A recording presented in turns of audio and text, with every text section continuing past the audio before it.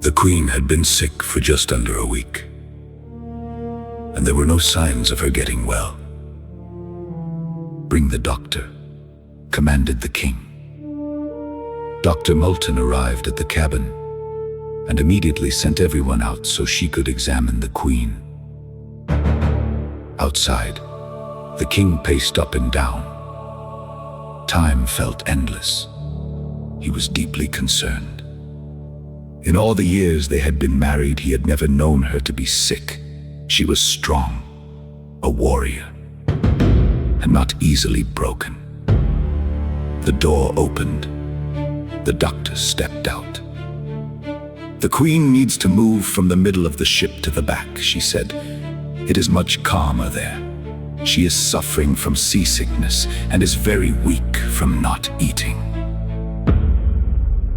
The king called for the captain immediately. When the captain arrived, the doctor was still present. Together, they explained the Queen's condition. Without hesitation, the captain offered his quarters, 2 rooms, calmer air, and a safer place to recover. He asked if the king would move with her, but the king refused. He would not disturb her rest. The Queen and her belongings were moved to the captain's quarters. At once, she settled into the large, soft bed. It was calmer here, quieter. A latticed window looked out over the sea. She rested her head on clean pillows and slept. Every few hours, the doctor checked on her, reporting back to the king. But as evening came, there was still no improvement. The doctor advised the king to make port as soon as possible. The Queen needed land. The sea was making her weaker. They were still a day away from the nearest island. Dr. Multan gave her a tonic to help maintain her strength, staying by her side as she drank when she could. It was a long night, and her condition worsened. A fever took hold. Cold water was placed in the captain's bathtub, and the Queen was carefully lowered into it to bring down her temperature. By now, Nunani stood nearby, praying over the Queen. The king ordered the entire crew to pray. A solemn stillness filled the ship. A spiritual weight seemed to settle over everything.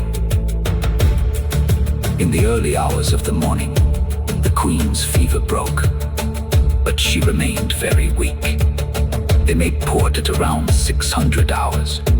She was taken ashore to the island doctor, where she would remain until their return. Her children kissed her goodbye before boarding the ship again.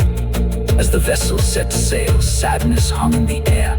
The crew sang songs of lament, carried by the wind. By noon, a shout came from the crow's nest. "A whale starboard side!" Instantly, the ship came alive. "Harpoons to the ready!" shouted Bruandi. "There she is, and she's a beauty." "Fire!" commanded the king. The harpoon launched, but missed. Again, the king shouted, "Aim and fire!" Once more, the whale escaped.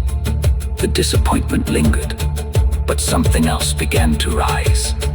Excitement, expectation, hope. The mood of sorrow shifted as the hunt for the whale continued.